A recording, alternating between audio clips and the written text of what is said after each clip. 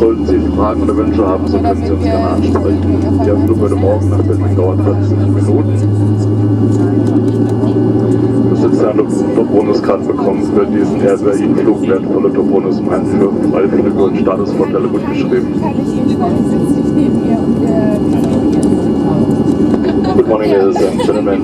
The AirBerlin Event World would like to welcome you on board this Boeing 737-800 with destination Berlin Tegel. Operating this flight this morning with our partner EDDT Airways. My name is Sven Rössler and together with my crew is responsible for your comfort and safety on board.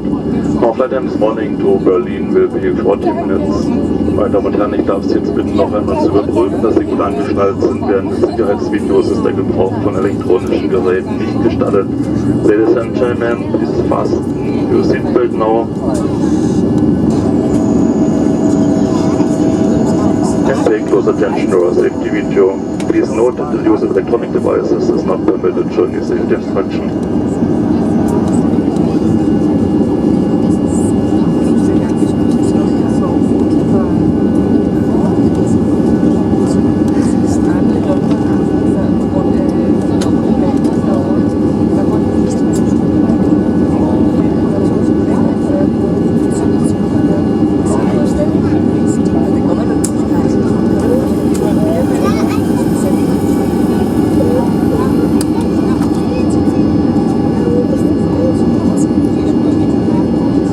Sie herzlich willkommen an Bord.